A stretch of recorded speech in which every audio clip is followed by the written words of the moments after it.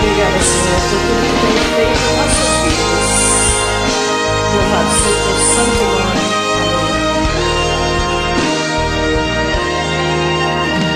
Por tudo que tens feito, por tudo que vais fazer, por tuas promessas e tudo que és, eu quero te agradecer com todo o meu ser. Te agradeço, meu ser. Te agradeço, meu Senhor.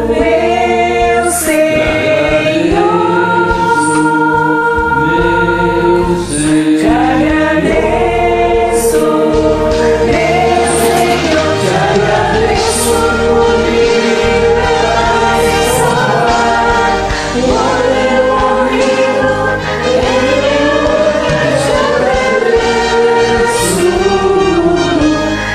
Jesus, te agradeço, eu te agradeço, te agradeço.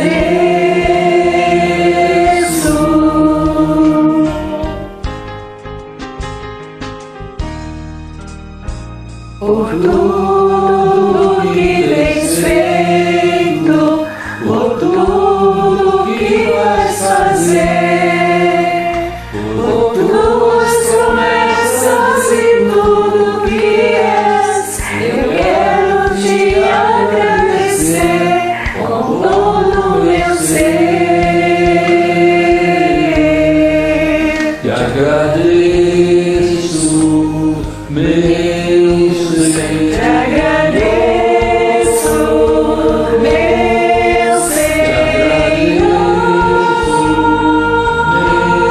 Senhor. Te agradeço, meu Senhor. Te agradeço por me salvar, por ter morrido em meu lugar. Te agradeço, Jesus, te agradeço.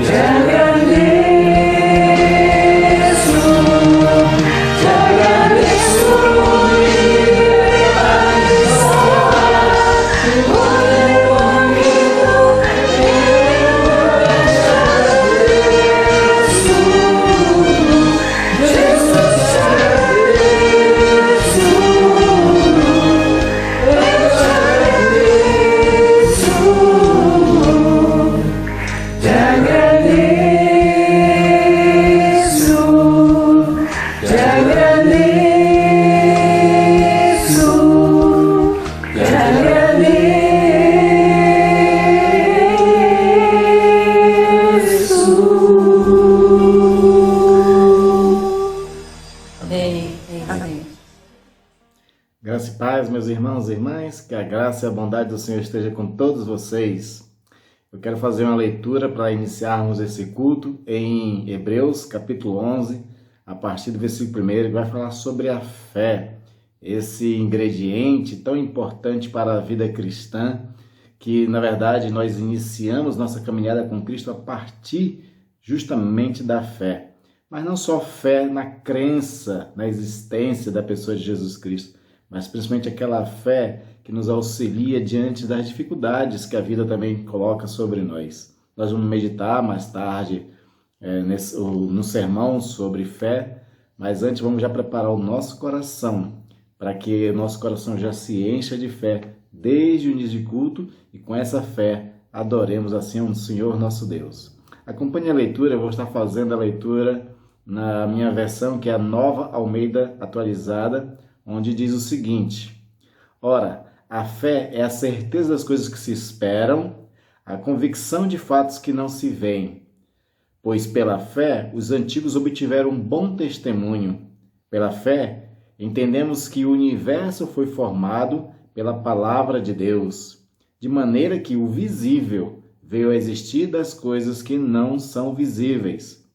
Pela fé, Abel ofereceu a Deus um sacrifício mais excelente do que Caim, pelo qual obteve testemunho de ser justo, tendo a aprovação de Deus quanto às suas ofertas. Por meio da fé, mesmo depois de morto, ainda fala. Pela fé, Enoque foi levado a fim de não passar pela morte. Não foi achado porque Deus o havia levado. Pois antes de ser levado, obteve testemunho de que havia agradado a Deus. De fato, sem fé é impossível agradar a Deus, porque é necessário que aquele que se aproxima de Deus creia que Ele existe e que é recompensador dos que o buscam. De fato, a fé agrada a Deus e dá bom testemunho de que nós seguimos um Deus todo-poderoso, que nós seguimos um Jesus Cristo que ressuscitou dentre os mortos e vive hoje e está espiritualmente conosco todos os dias até a consumação dos séculos.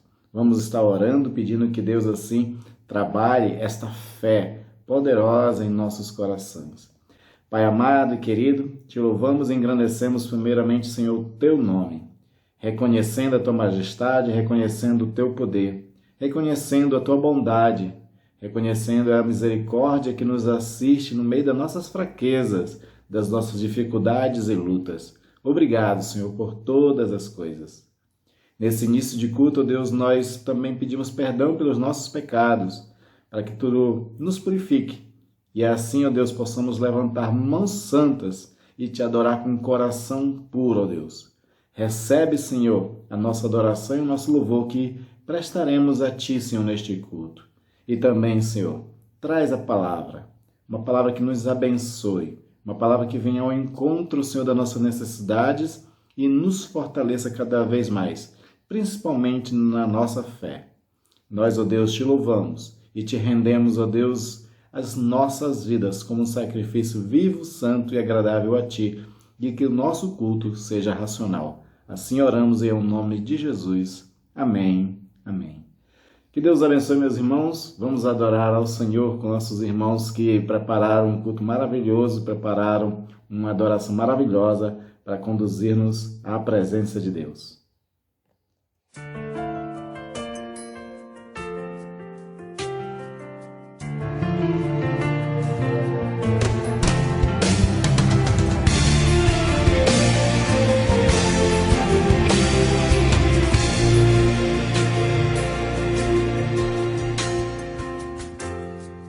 Amo o Senhor, meu Salvador, anelo tê-lo bem junto a mim. Minha esperança é tua palavra que jamais desamparou. Aquele que busca a tua face e quer viver para ti, pensar só em ti, romper as barreiras do mundo aqui, voar como o Pai nas asas da fé e ser revestido de glória e poder. Amo o Senhor.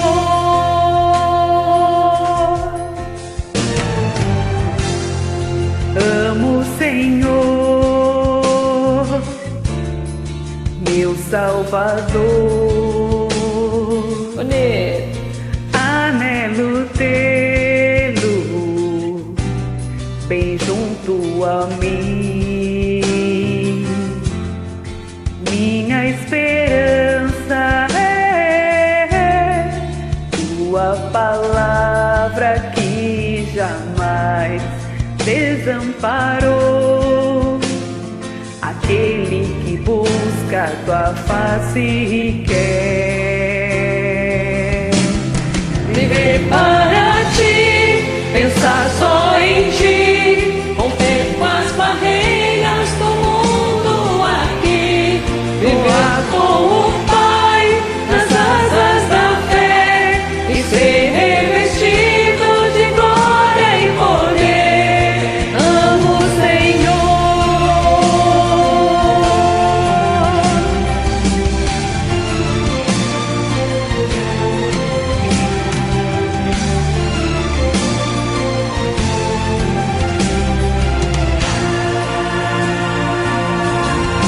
Viver para ti, pensar só em ti, romper com as barreiras do mundo aqui, voar como o Pai nas asas da fé e ser revestido de glória e poder.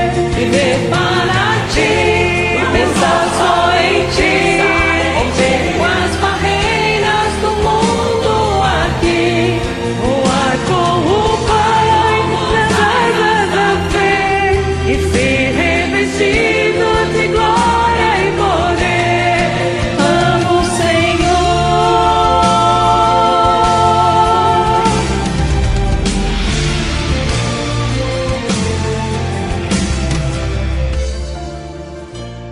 Glória a Deus. Amém. Amém.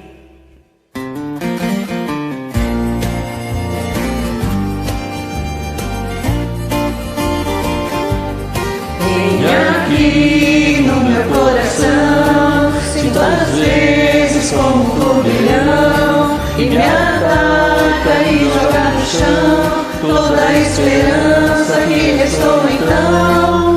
Olho em volta e me sinto só, mesmo havendo gente ao meu redor, e percebo que o lugar melhor é ficar juntinho de quem é maior.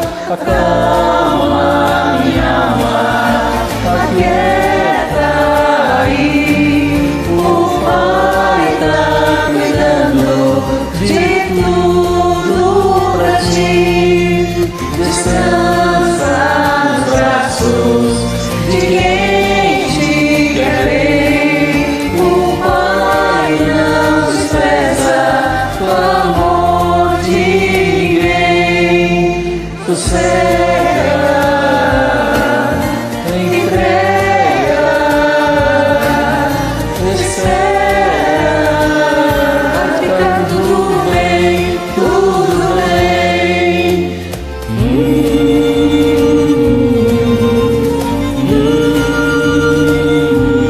Vem aqui no meu coração, já não sinto aquele turbilhão, e no chão só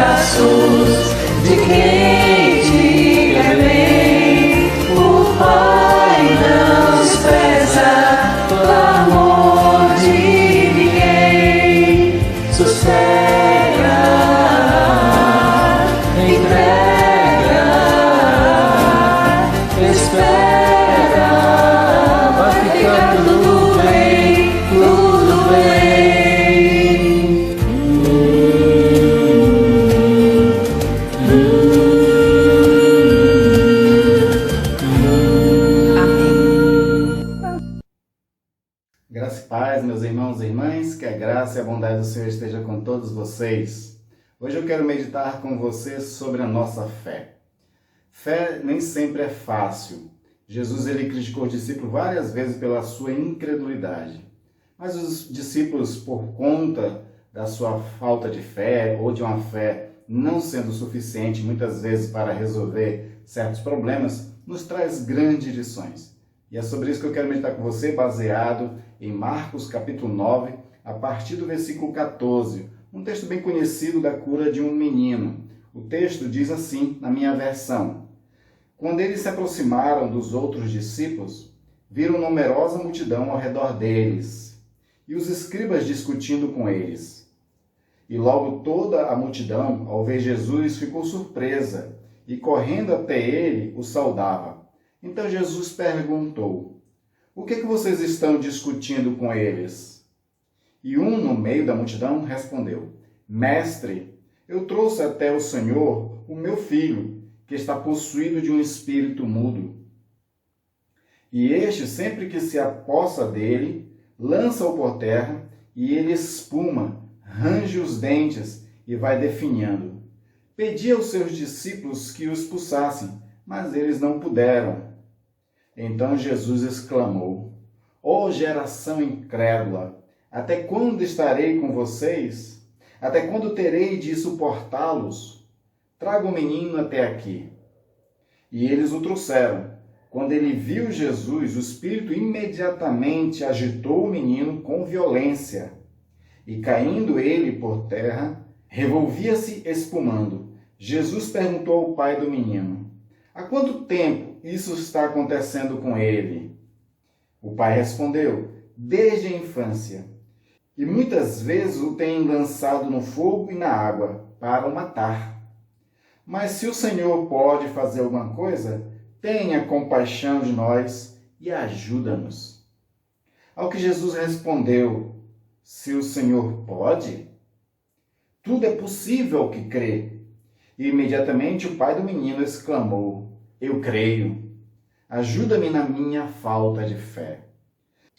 Vendo Jesus que muita gente estava se reunindo, repreendeu o espírito imundo, dizendo-lhe: Espírito mudo e surdo, eu ordeno a você, saia deste menino e nunca mais entre nele. E ele, gritando e agitando muito, deixando-o como se estivesse morto, a ponto de muitos dizerem: Morreu. Mas Jesus, tomando-o pela mão, o ergueu e ele se levantou. Quando Jesus entrou em casa, os seus discípulos lhe perguntaram em particular: Por que nós não podemos expulsá-los? Jesus respondeu: Esse tipo de espírito só pode ser expulso por meio de oração. Vamos orar e pedir a graça do Senhor para que o Espírito Santo nos auxilie a aprender aquilo que os discípulos aprenderam sobre a fé aqui com Jesus. Oremos. Pai amado e querido, te louvo e agradeço, ó Deus, por esse momento, de mesmo online ainda, Senhor, poder meditar com meus irmãos na Tua Palavra. E essa palavra, ó Deus, que vem hoje trazendo um contexto, Senhor, uma história muito interessante, que vai nos ensinar a respeito da fé. E eu te peço, ó Deus, que o próprio Espírito, ele traga clareza, entendimento e edificação para nós por meio dessas sagradas Escrituras. Que ela fortaleça a nossa fé, que ela nos ensine sobre a fé e que assim, ó Deus, a nossa própria fé também aumente, como os discípulos precisavam que a fé dele fosse aumentada. Te peço, Senhor, isso em nome de Jesus, abençoando a cada um de nós, para a glória do Teu nome e para a edificação da igreja. Amém. Amém. Queridos, esse texto é um texto muito interessante a respeito de uma experiência dramática que os discípulos passam. Você imagina que, por exemplo, 3 dos 12 discípulos estavam antes com Jesus no monte que ficou conhecido na história da igreja, na história bíblica, como o Monte da Transfiguração. Pedro, Tiago e João estavam com Cristo nesse monte e, de repente, uma nuvem no céu faz com que ali, naquele momento, fique tudo irradiante, tudo brilhando. Os discípulos, eles veem a pessoa de Moisés, a pessoa de Elias e Jesus transfigurando-se, Jesus começando a ter um corpo ali meio que glorificado. Aquele momento foi um momento tão extraordinário, tão impactante na vida de Pedro, que ele chega a dizer: Senhor, vamos armar as tendas aqui e ficar aqui. Ou seja, eles queriam ficar mais tempo participando daquela glória, daquela transfiguração, daquele momento transcendente. Talvez eles nunca tivessem passado por nada igual e, na verdade, muitas poucas pessoas na vida têm tido alguma experiência dessa que Pedro estava vendo. Então, ele, com muita razão, ele pede: Senhor, vamos ficar aqui está muito bom, essa glória que nós estamos vendo sua, essa revelação de Deus, dizendo que tu és o Filho amado a quem nós devemos ouvir, isso tudo é maravilhoso. Mas lá embaixo, lá no meio do povo, no meio ali das confusões, os outros 9 discípulos estavam passando por um momento difícil. Eles tinham diante deles um desafio que eles não conseguiam resolver. Apesar de momentos anteriores o Senhor já ter dado para eles autoridade, poder, eles puderam expulsar demônios, puderam curar enfermidades, mas agora se apresenta uma dificuldade maior diante deles. Nas nossas vidas, da mesma forma, de vez em quando apresenta-se dificuldades muito grandes, fora da nossa capacidade, dos nossos recursos pessoais e às vezes fora até da nossa fé ou do tamanho da fé que nós temos. Então esses 9 discípulos estão passando por esse momento muito difícil. Por um lado, você tem 3 discípulos participando da glória do Senhor e 9 discípulos ali na terra, sofrendo as situações das adversidades, sofrendo a malignidade, a maldade que existe no mundo. Nós tentamos, às vezes, sempre separar essas duas realidades, a transcendência do Senhor e a imanência da nossa realidade sofrida. Mas Rafael, o grande pintor antigo, ele pinta um quadro dessa transfiguração e no mesmo quadro ele aproxima o monte da transfiguração, uma realidade divina com uma realidade humana sofrida. No mesmo quadro, ele coloca próximo essas duas imagens. Rafael ele quer dizer para nós alguma coisa muito importante a respeito disso. Ele quer mostrar para nós que diante de Deus, essas duas realidades elas não estão distantes. Porque o mesmo Cristo que está sendo agora glorificado, que está recebendo um corpo ali radiante, brilhante, aquilo que talvez alguém poderia chamar de uma Shekinah, esse mesmo Cristo, quando ele conversa com os discípulos, com os 3 discípulos, ele começa a falar da sua morte. Ele vai falar da sua crucificação. O próprio Jesus, ele liga a sua glorificação com a sua crucificação. Porque para Jesus, essas duas realidades elas têm que estar sempre presentes. Nós podemos gozar as bem-aventuranças, nós podemos gozar a vida abundante que Jesus veio conquistar, está lá escrito e relatado, dito pelo próprio Jesus em João 10:10, que eu vim para que vocês tenham vida em vida e abundância. A gente pode ligar essas realidades com aquilo que nós sofremos diariamente. Elas não estão separadas. O que separa uma da outra é a fé. O que faz a gente gozar uma espécie de glória, de bem-aventurança, de um estado beatificado, não é? Que esse é um termo antigo da espiritualidade cristã, um estado beatificado. O que liga esse estado ao nosso sofrimento, à nossa realidade, é a fé. E nós vamos aprender isso aqui nesse texto com os discípulos e este homem que traz uma criança. Quando Jesus desce então com os 3 discípulos e se encontra ali com a numerosa multidão que está ali ao redor dos discípulos, alguma coisa está acontecendo uma discussão. A discussão é que as autoridades farisaicas e os escribas, que eram estudiosos, eles estão questionando os discípulos por que eles não conseguiram resolver um problema. Na mentalidade do escriba, na mentalidade dos fariseus, o judaísmo antigo, eles tinham uma máxima que era o seguinte: se você está em nome de uma pessoa, se você representa uma pessoa numa situação, você é a própria pessoa. O que eles queriam, na verdade, os escribas e fariseus, é dizer o seguinte, que no fracasso dos 9 discípulos de não conseguir resolver um problema de malignidade, de um sofrimento de uma criança, quem estava falhando, quem estava fracassando era o próprio Jesus. Era isso que eles estavam querendo dizer. Mas como Jesus já tinha curado também alguns enfermos, já tinha expulsado demônios, libertado pessoas, talvez a discussão também dizendo o seguinte, que existem algumas castas de espíritos que os teus representantes, logo tu mesmo, o próprio Cristo, não tinha condições de resolver. Eles queriam, na verdade, era achar argumentos para desacreditar o ministério de Jesus. Os escribas e os fariseus representam toda uma sociedade incrédula. E toda essa sociedade incrédula sempre quer desacreditar do poder de Deus. Querem sempre colocar em xeque o poder de Deus, querem colocar em xeque a soberania de Deus e do próprio Cristo Jesus. Nós cristãos, mesmo no século XXI, estamos sendo sempre colocados em xeque a respeito da nossa fé. Sempre Deus vai ser questionado a partir daquilo que as pessoas veem em nós. Nós podemos glorificar a Deus através da nossa vida ou podemos envergonhar a Deus através da nossa vida.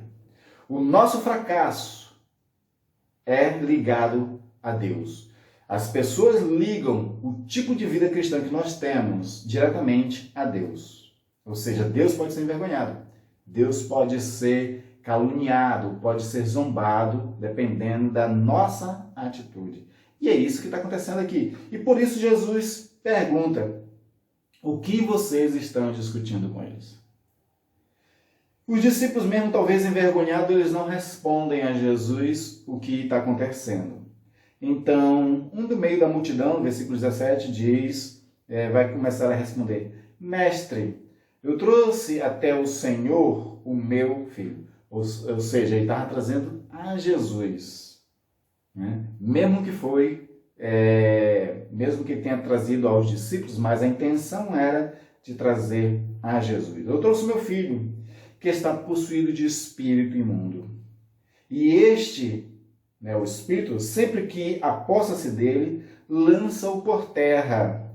E ele espuma, arranja os dentes e vai definhando. Isso aqui é uma característica muito interessante de uma pessoa com a mesma característica da epilepsia. Mas nesse caso aqui, a epilepsia era de ordem espiritual maligna. E pediu aos seus discípulos que o expulsassem, mas eles não puderam. Era isso que era todo o teor da discussão. E aí Jesus faz uma crítica nesse momento. Jesus faz uma censura que permanece na vida dos discípulos. Quando Jesus diz no versículo 19, ó geração incrédula, até quando estarei com vocês? Até quando terei de suportá-los? Nas outras passagens que falam sobre esse mesmo evento, em Mateus e Lucas, quando Jesus diz, ó geração incrédula, ele chama também de geração perversa.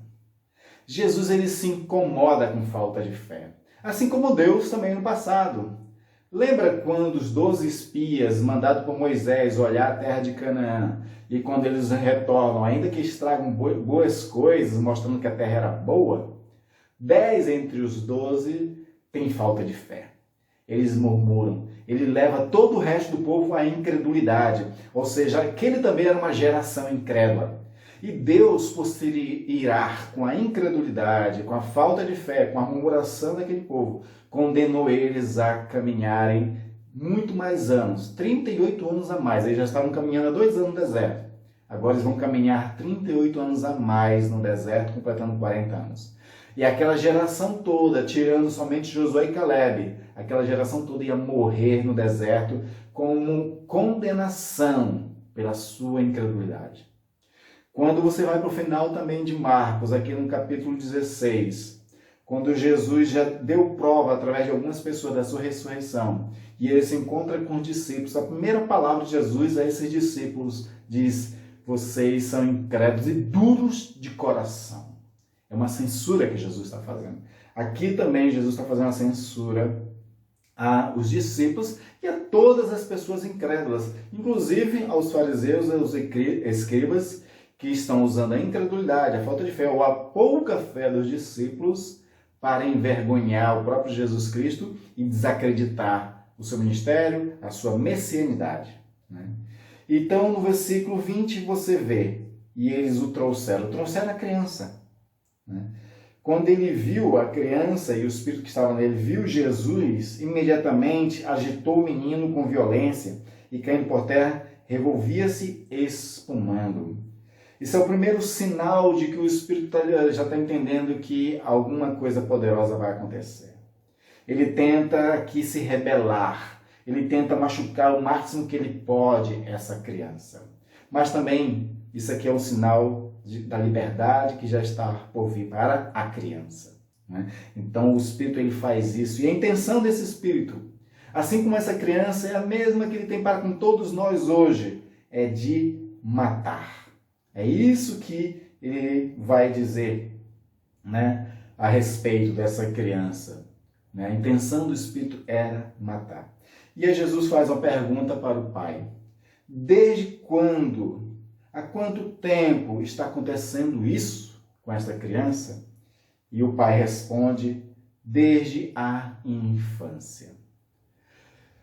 Na mentalidade das pessoas do passado, quanto mais uma doença permanecia no corpo da pessoa, uma possessão demoníaca, mais difícil era resolver o problema. Era como se dissesse assim, não tem mais solução.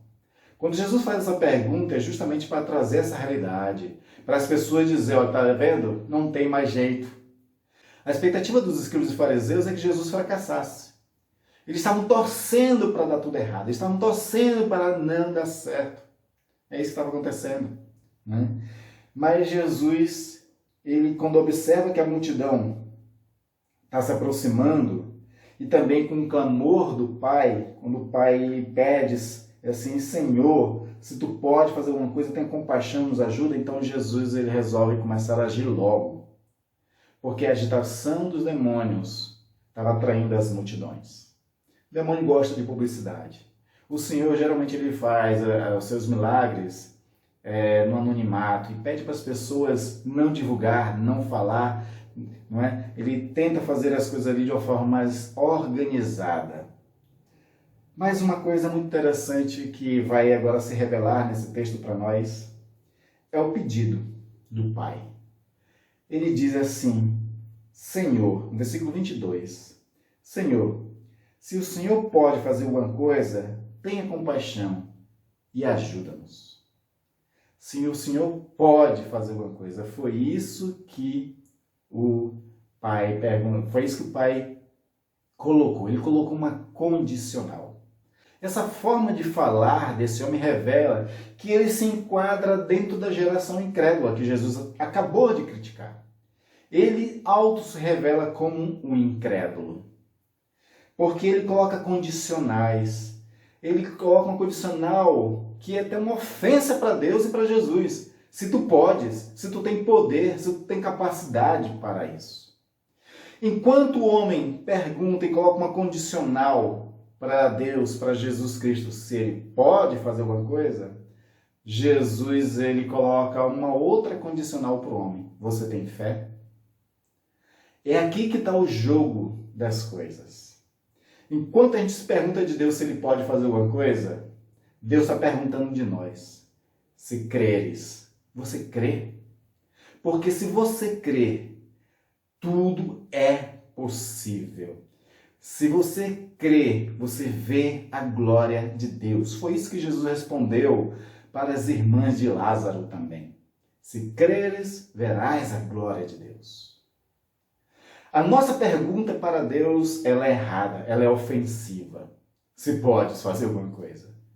Quando Jesus diz se podes, como está no versículo 23, isso já é um tipo de pergunta com censura de Jesus também para com este homem. Se podes? Quem é Deus? Por acaso não foi Deus que criou todas as coisas? Olha ao seu redor. Olha todas as belezas que existem no mundo. Olha a criação humana, olha a complexidade de um ser. Nada disso que existe pode vir do acaso. Não, tudo isso que existe, os céus manifestam a glória de Deus, o firmamento, as obras das suas mãos. E você ainda está perguntando se Deus pode? Ou seja, Jesus está criticando. E como a pergunta do homem está errada, agora Jesus faz a pergunta certa. Você crê? Porque se você crê, tudo é possível ao que crê. Deus e Jesus Cristo aqui estão desafiando o homem a crer, a ter fé e a colocar a fé em prática. E uma coisa que é necessário dizer, queridos, que a fé, ela precisa de uma provação. Sem provação não existe fé. Sem um sofrimento é difícil de a fé ser praticada ou exercitada. É diante dessas situações difíceis da vida que a fé deve se fazer presente. É diante das dificuldades da vida. É diante de uma pandemia. É diante da falta de emprego. É diante de uma enfermidade. É diante de uma crise, de uma causa que não está sendo concluída, resolvida. É diante dessas coisas que a nossa fé vai ser colocada em prática. Ou pelo menos que a nossa fé está sendo desafiada. É nessas horas que o Senhor está perguntando, você crê? E qual é a nossa resposta para o Senhor?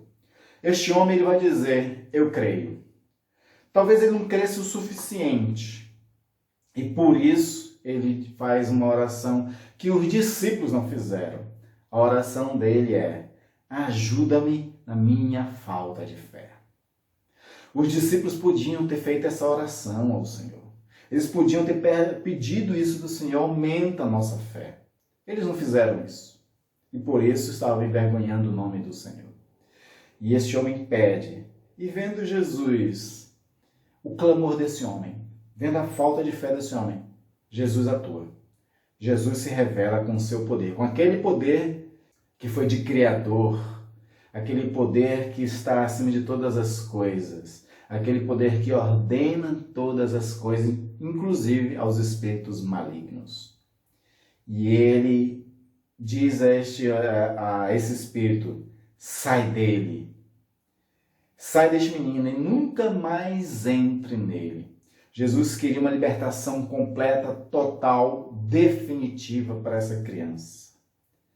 E como o espírito, ele ainda se revolta nesse momento, mas ele não pode fazer nada, ele meio que faz com que a criança fique em estado quase de morto.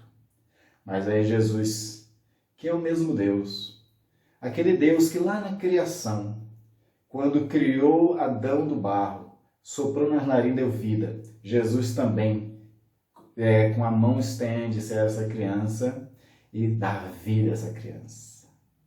Essa criança agora, ela se levanta com vida, liberta totalmente de todo o seu sofrimento. Esse texto todo, queridos, que nós estamos lendo, é um texto que fala sobre fé. E o que Deus espera do seu povo? O que Deus espera de uma igreja que vive diante de dificuldades, que está agora na pandemia? O que Deus espera de nós? O poderoso Deus.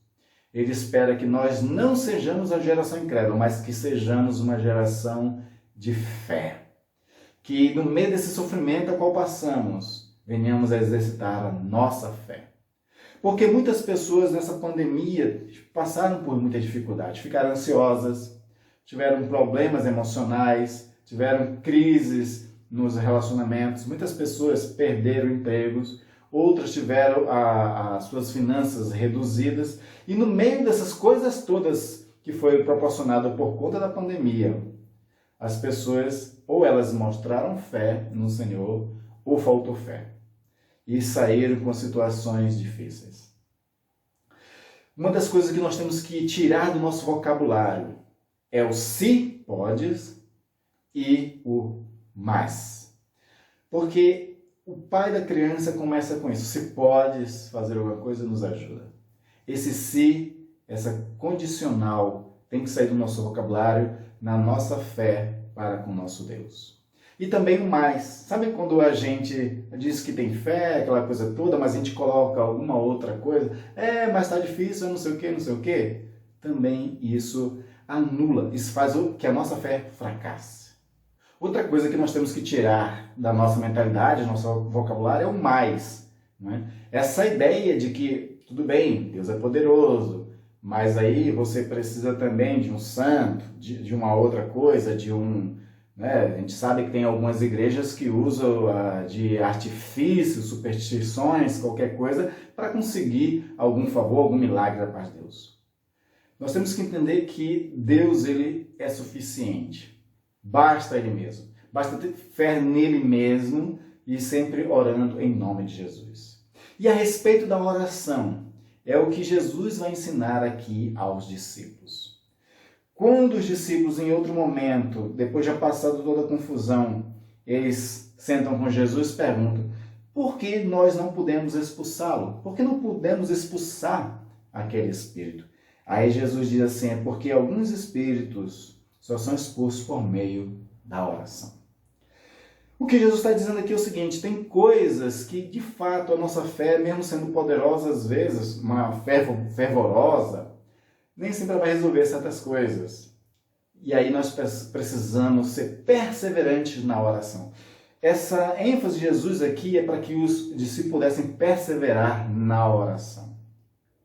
Às vezes, a gente, quando está passando por uma dificuldade, a gente quase não ora.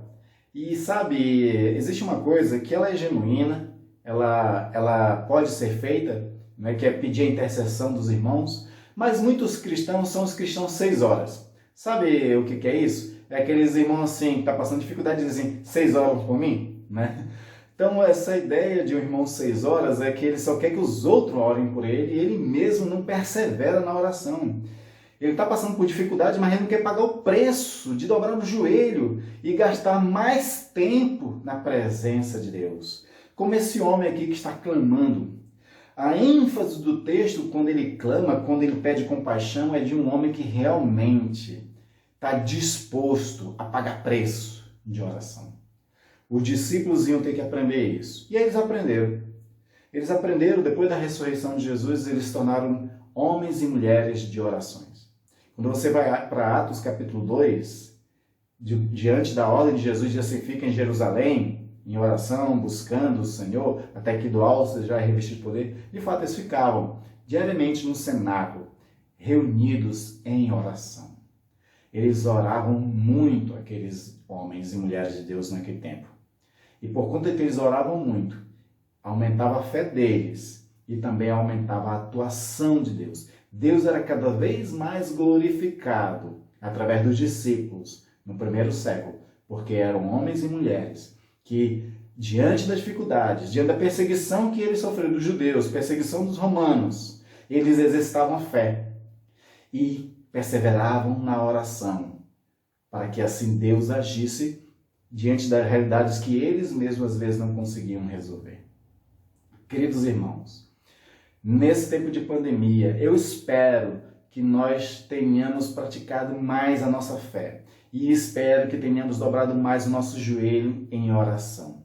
Se não fizermos isso no tempo da pandemia e se nós nos desesperamos, ainda é tempo de aprender juntamente com esses discípulos a não envergonhar o Senhor com atitudes nossas de incredulidade. Não sejamos nós esses que podem ser chamados por Jesus de geração incrédula. Mas venhamos aumentar a nossa fé. Pedir em oração: Senhor, aumenta a minha fé. Vamos perseverar em oração. E vamos esperar no Senhor. Para que, através das nossas vidas, o mundo incrédulo, a geração incrédula do século XXI, veja em nós homens e mulheres de fé, que oram, que perseveram e que se tornam mais do que vencedores em Cristo Jesus. Isso glorifica a Deus, isso exalta o Senhor, isso é testemunho para o Senhor nosso Deus.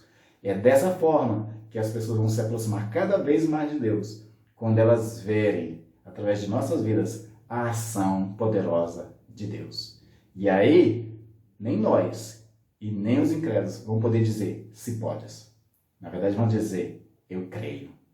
E se eu creio pouco, aumenta a minha fé. Vamos orar, pedindo que o Senhor aumente a nossa fé.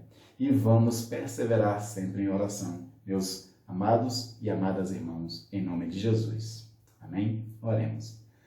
Pai amado, Pai querido, obrigado, Senhor, pela lição que aprendemos com os discípulos. Todos os textos escritos na Bíblia, Paulo disse que foram escritos para nosso ensino. E, de fato, é esse momento difícil que 9 discípulos passaram, vergonhoso, Senhor, frustrante para o ministério deles.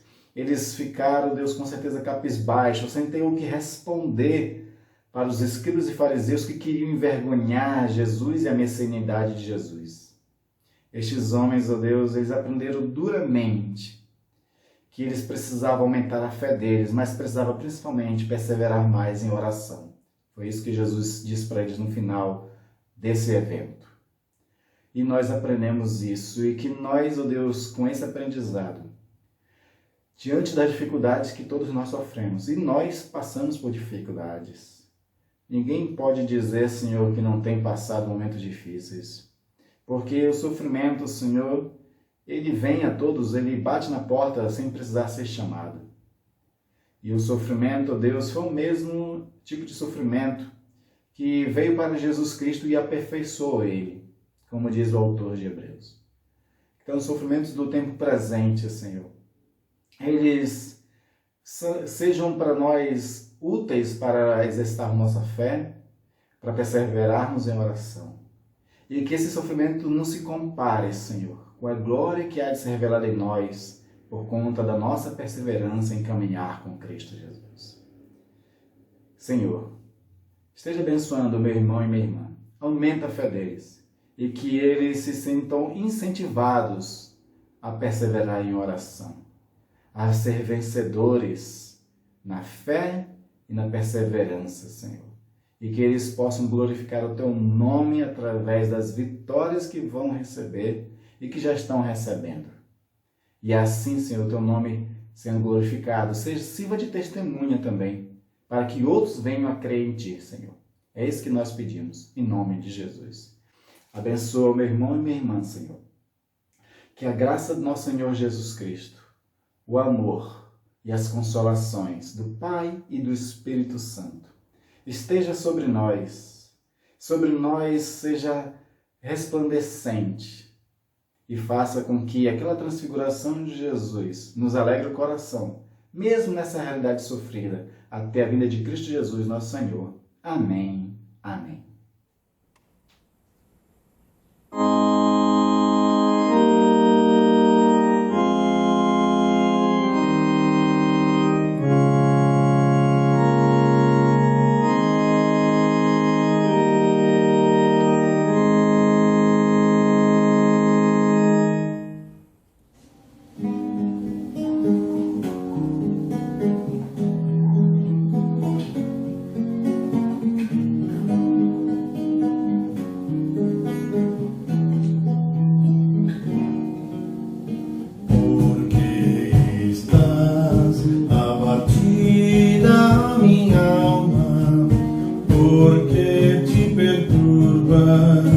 dentro em mim,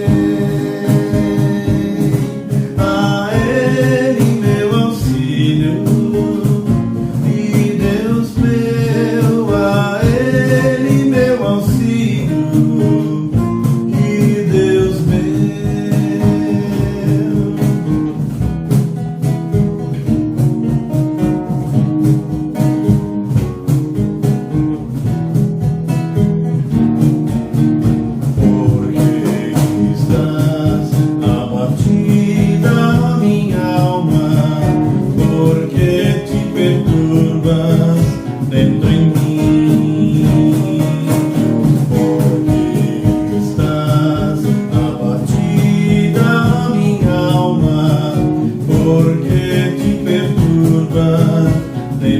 ti.